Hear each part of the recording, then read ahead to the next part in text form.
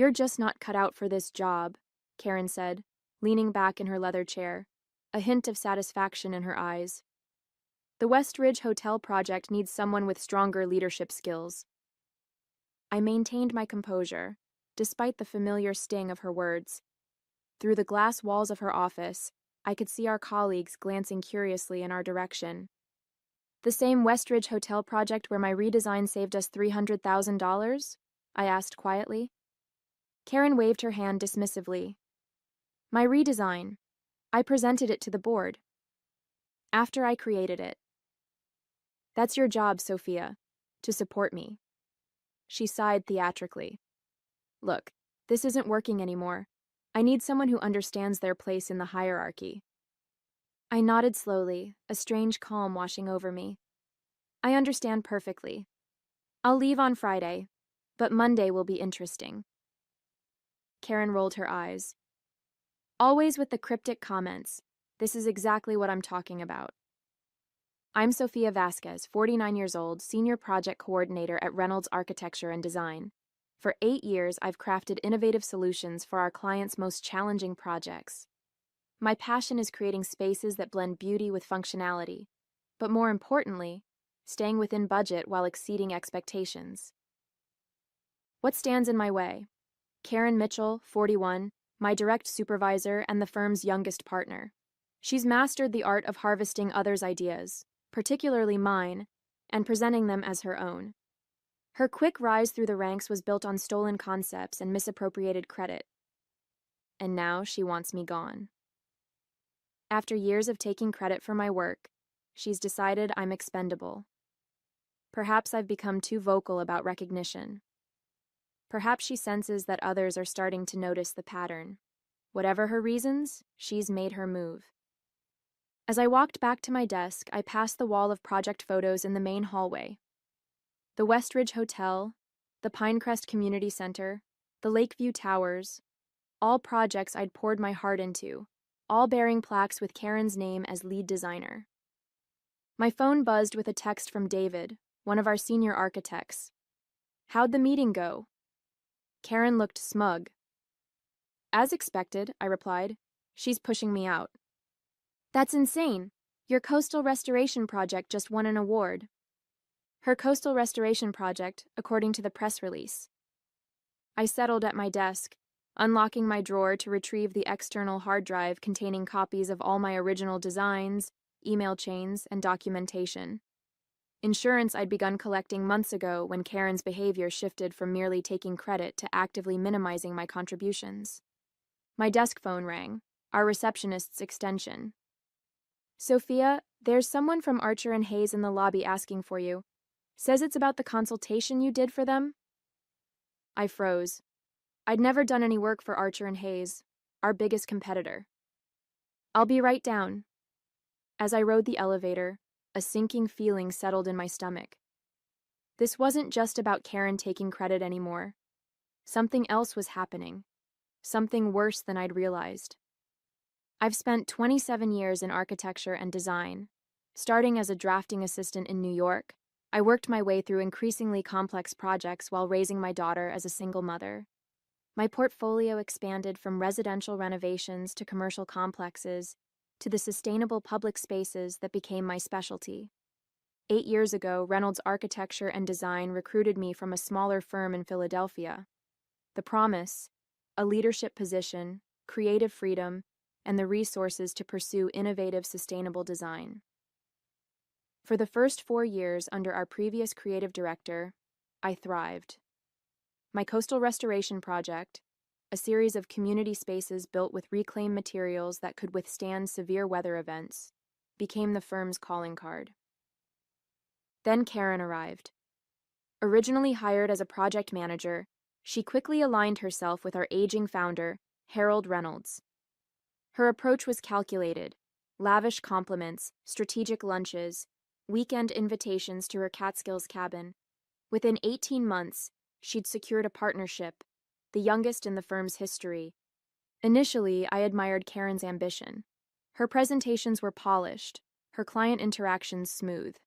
She seemed genuinely enthusiastic about my designs, often stopping by my desk to discuss concepts. I interpreted her interest as mentorship, perhaps even friendship. The warning signs appeared gradually. First came the collaborative presentations, where my contributions went unmentioned. Then projects I'd initiated were suddenly reassigned, with Karen overseeing them directly. In meetings, she began interrupting me or rephrasing my ideas as her own. Sophia had an interesting starting point, she would say, but I refined it into something more practical. Harold, nearing retirement and increasingly disengaged, seemed charmed by Karen's confidence. Other partners, mostly men over 60, responded similarly to her carefully cultivated image of competence combined with just enough deference to their experience. My colleagues noticed the pattern. David from the architectural team once whispered, "Did she seriously just present your riverfront concept as her breakthrough idea?" Our receptionist, Jenna, started marking my original designs with timestamps before filing them, giving me silent nods of support. I persevered, believing my work would eventually speak for itself. When we won the Regional Design Excellence Award for the Coastal Project, I anticipated acknowledgement. Instead, Karen accepted the award alone, her speech excluding any mention of my contribution. That night, I began backing up my work, saving emails, documenting my design process with dated entries. Not for confrontation, I still hoped things would improve naturally, but for peace of mind. Looking back, I was naive. Karen wasn't just an opportunist. She was systematic in her approach. Each appropriated design, each stolen concept, was a deliberate step in her career advancement. And I had unintentionally become both her greatest resource and her largest threat. Our relationship had settled into an uneasy pattern, her taking credit, me producing more work, increasingly resentful but conflict-averse.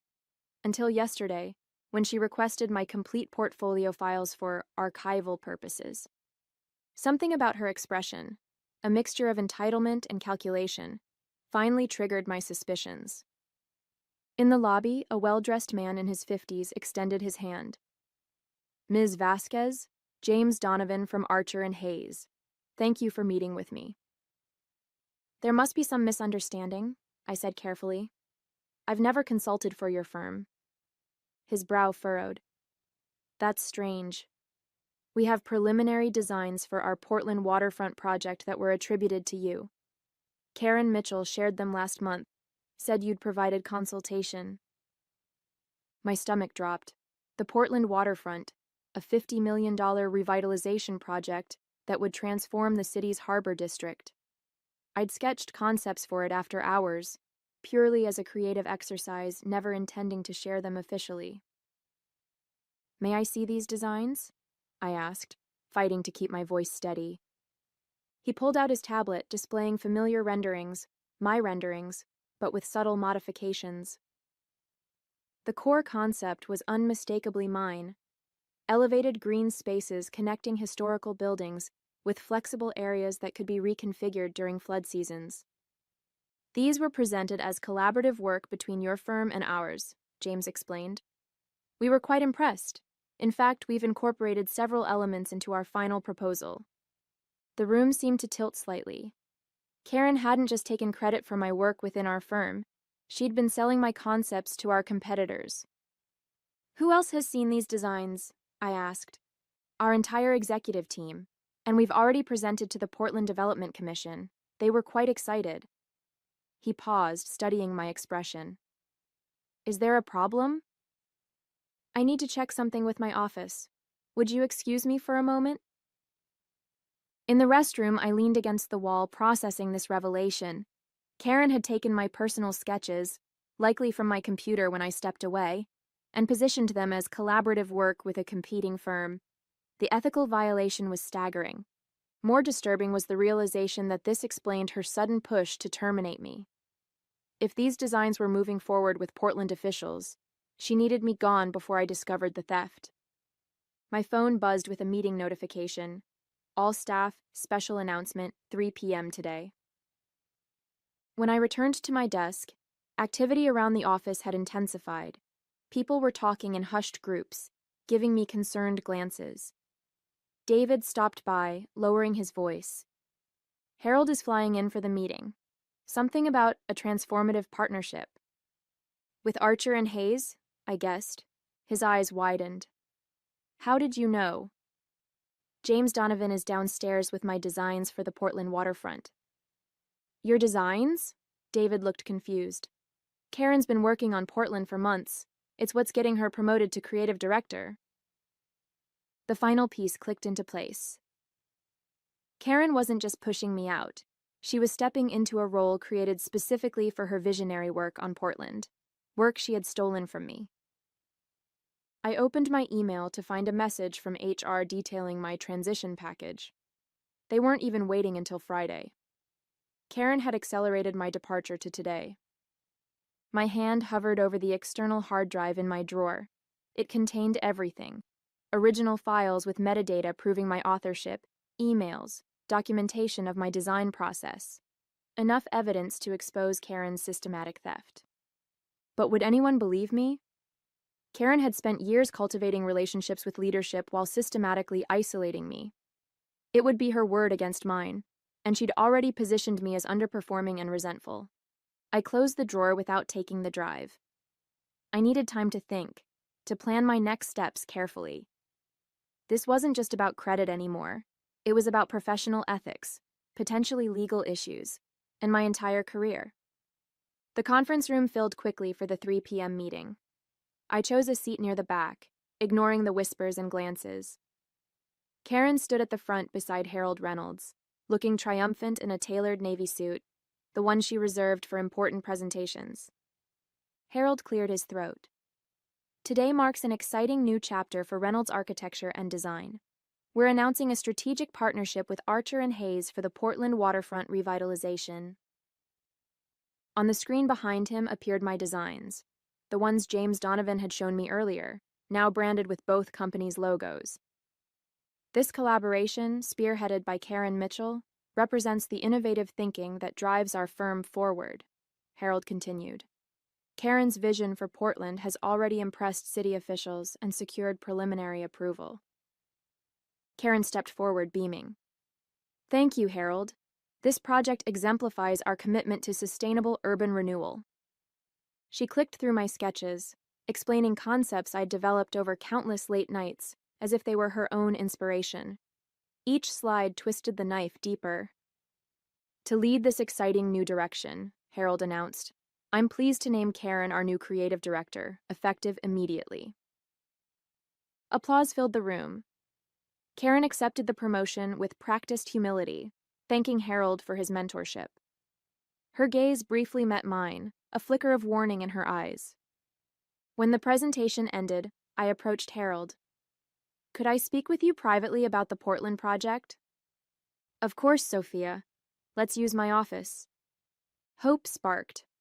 Harold had always been fair, if somewhat detached. Perhaps he'd listen, especially with proof of Karen's misconduct. Karen intercepted us in the hallway. Harold, we should discuss the transition plan for my role.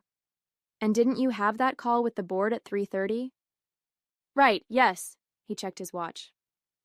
Sophia, can this wait until tomorrow? It's regarding the origin of the Portland designs, I said firmly. Karen's smile tightened.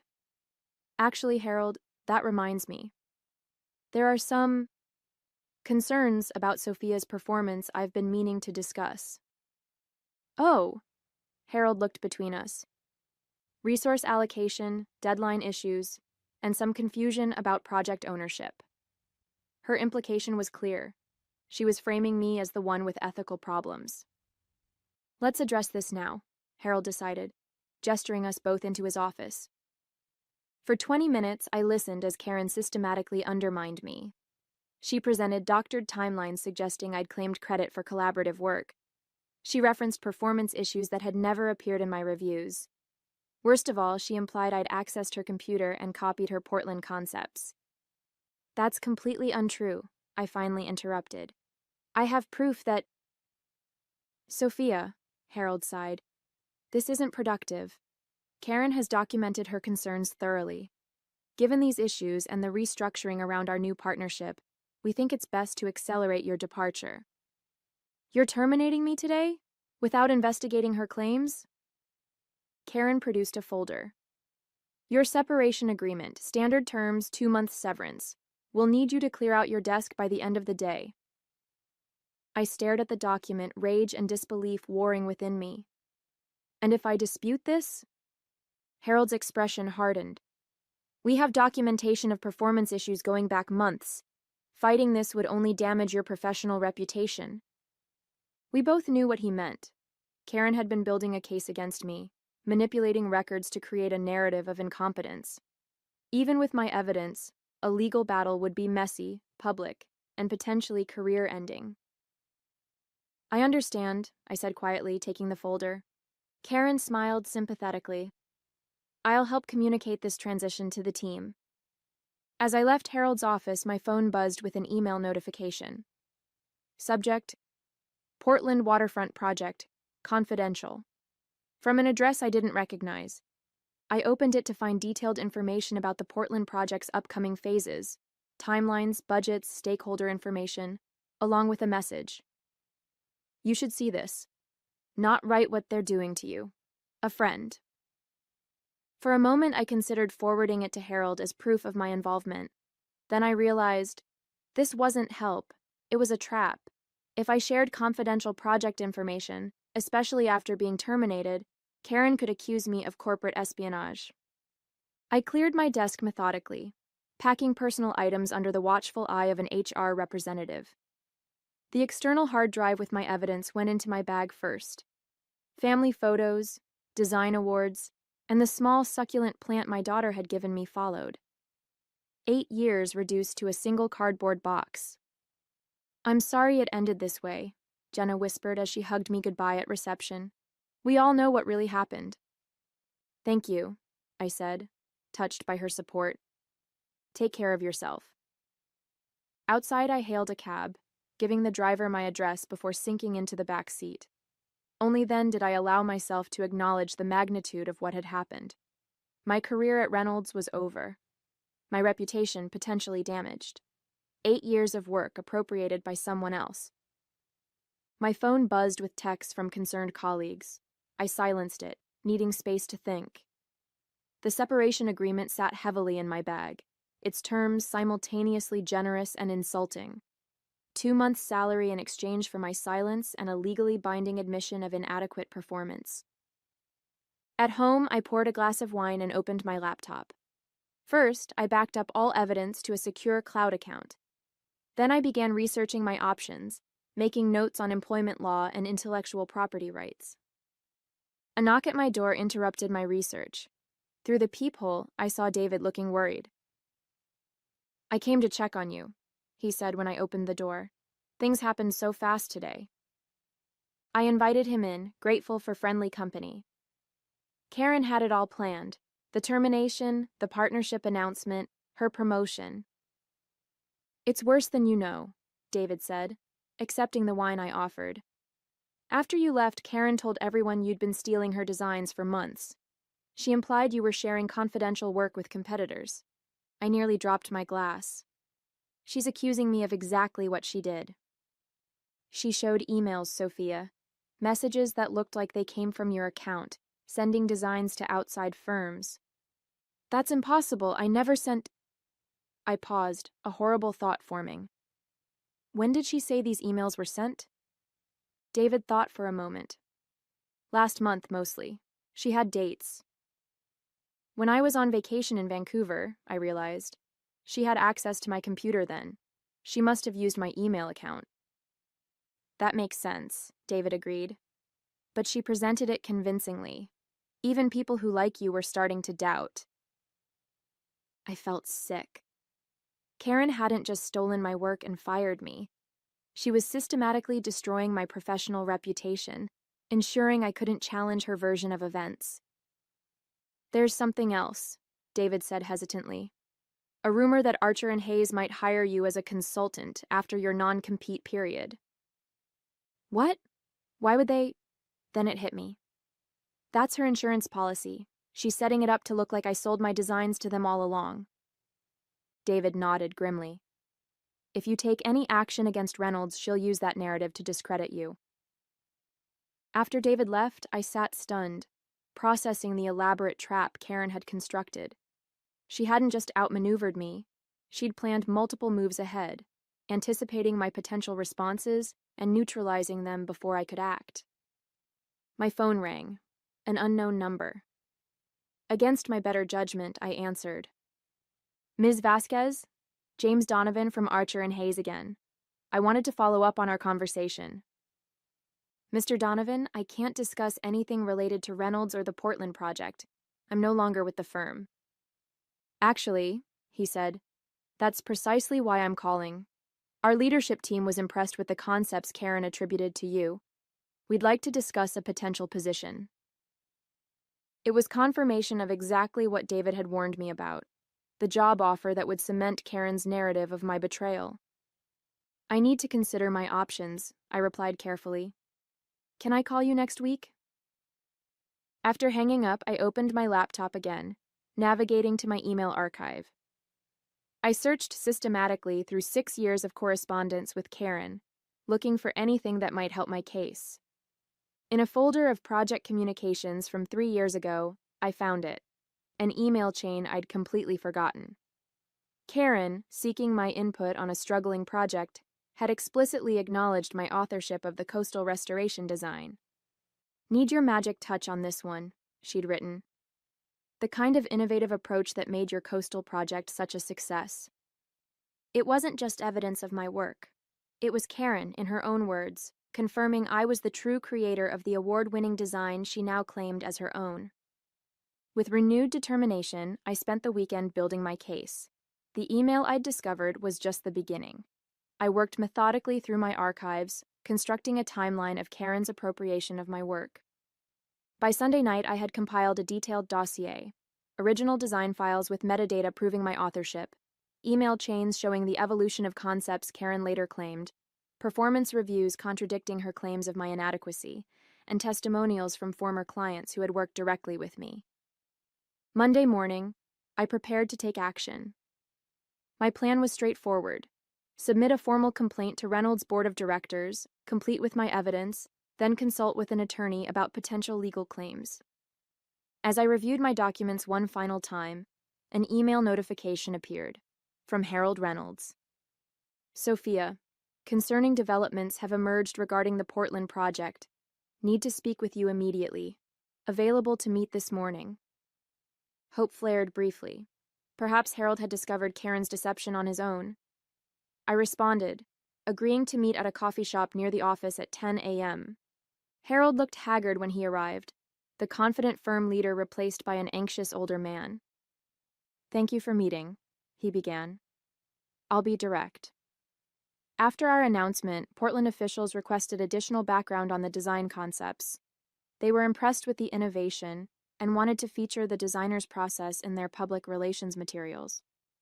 I waited, sensing what was coming. Karen couldn't answer their technical questions, he continued. When pressed, she became evasive. One official recognized elements similar to your work on the coastal restoration project and asked specifically about your involvement. And what did Karen say? I asked. Harold grimaced. She claimed you had been her mentor, guiding her understanding of sustainable design principles. Despite everything, I laughed. Her mentor? She's been taking credit for my work for years. I'm beginning to see that, Harold admitted. Portland has paused the project pending clarification of the design authorship. Our partnership with Archer and Hayes is in jeopardy. Why tell me this? I've been terminated, remember? Because Karen insists you have the original files that could resolve this issue. She's claiming you took them when you left. The audacity was breathtaking.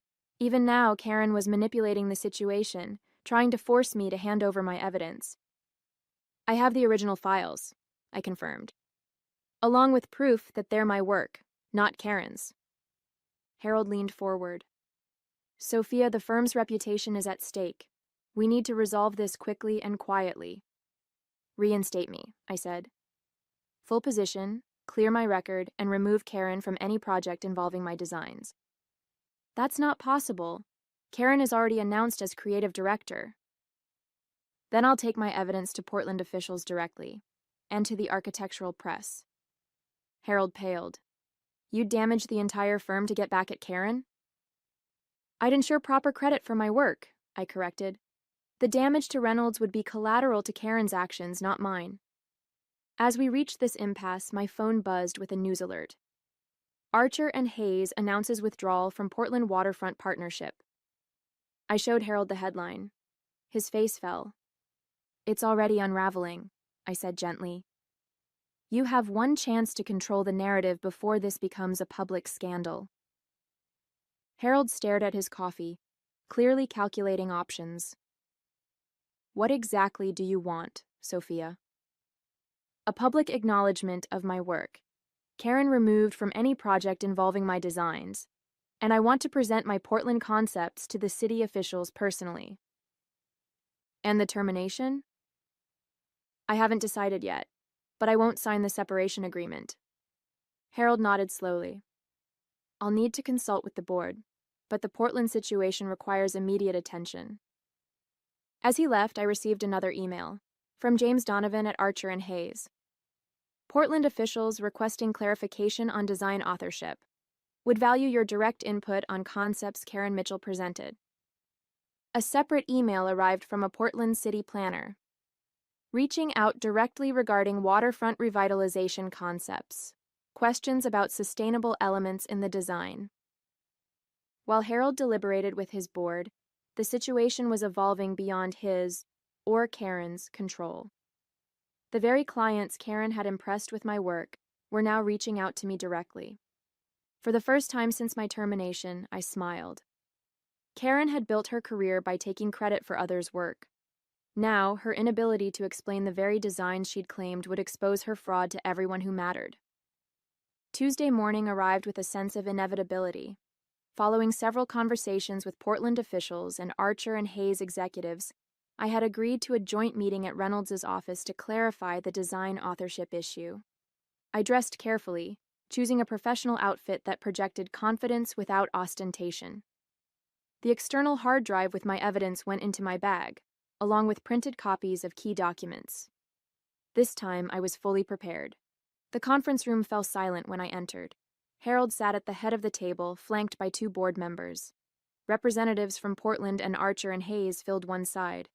Karen sat alone on the other, her usual poise replaced by tense vigilance. Thank you all for coming, Harold began.